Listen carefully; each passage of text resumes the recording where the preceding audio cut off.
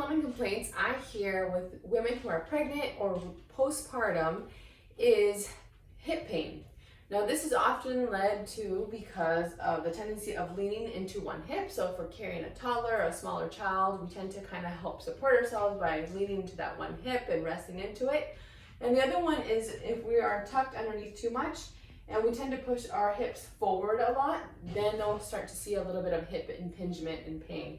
The reason for that being is that when we do a tendency to kind of push ourselves forward or lean into that hip, we're pushing the head of the femur into the front of the socket. So I'm going to show you a quick little exercise to do to kind of help relieve yourself from this pain, and it's usually really effective. You're going to start by laying on your side with the affected hip on top, and you're going to place yourself so that both your feet are flat against the wall and that your knees are bent at a 90-degree angle and that your hip is about a 90-degree angle as well. Grab yourself a yoga block, a ball, a pillow, something to place in between your knees. And what you're going to be doing is you're going to be sliding this top leg backwards. So by that I mean you're going to squeeze the block so that your adductors are starting to fire, and you're going to gently glide it back. So you're going to see that it's not a huge movement. I'm not rolling my hips backwards. I'm not using my spine to move it. It's simply squeezing the block and sliding that leg back. And then you're going to relax and do it again. So squeeze the block, slide it back. And when you do this, you shouldn't feel the quads firing, so they shouldn't be tight. The hamstrings shouldn't be firing, so they shouldn't be tight.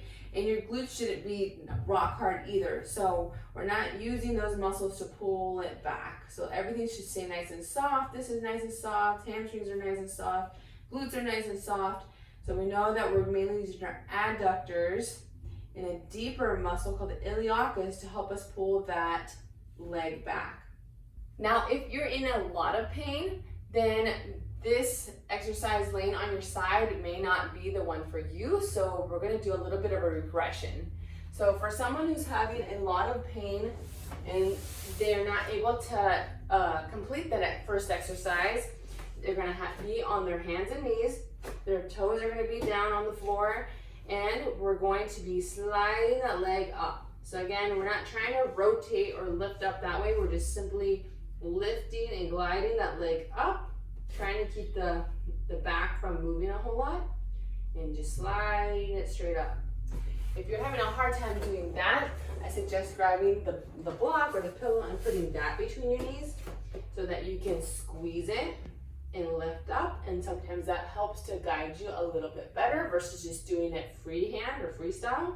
So you're going to squeeze and lift. You're barely lifting that knee an inch off the ground, and then you're sliding it back down. So make sure to give that exercise a try if you're experiencing any type of hip pain or discomfort. Most patients find some type of relief doing that simple exercise. For more tips and explanations on different exercises, make sure to hit the subscribe button below.